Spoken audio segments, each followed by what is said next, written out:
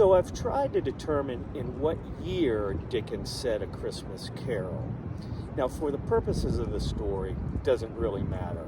It happened in early Victorian times.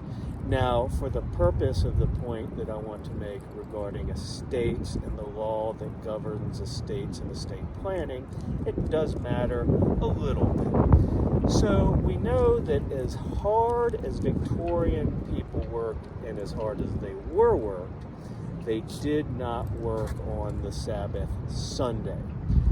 So in 1843, the year A Christmas Carol was published, Christmas fell on a Monday.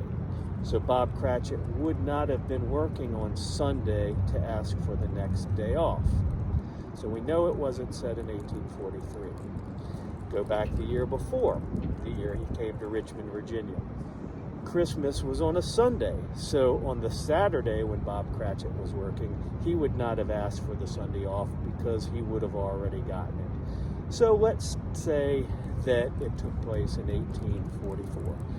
Christmas happened on a Wednesday, so that certainly makes sense.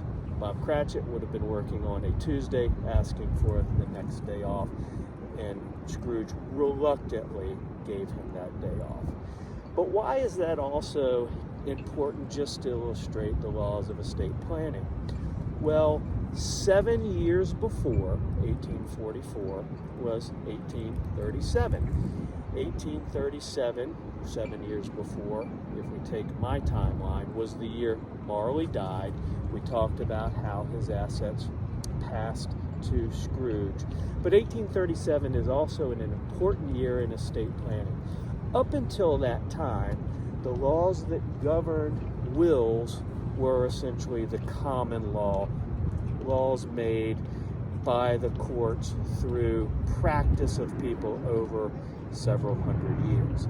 But in 1837, the Parliament of England was the first one to codify the laws of drafting a will to make them much more formal and required in the Wills Act of 1837. It added things like the requirement that witnesses witness a will being signed, that witnesses also be competent to understand what they are witnessing, that the testator, the person who makes the will, is competent to make that will, and other modern things that were developed with the common law but became codified by Parliament in the first time that the laws of will drafting were codified by a legislature. So to me, that is an exciting thing. It is very interesting, and Dickens is a man not only of letters, but of somebody who understood and was fascinated by how laws affected people. He also would have known about that as well. So I think that all of that was swirling in his mind when he wrote A Christmas Carol.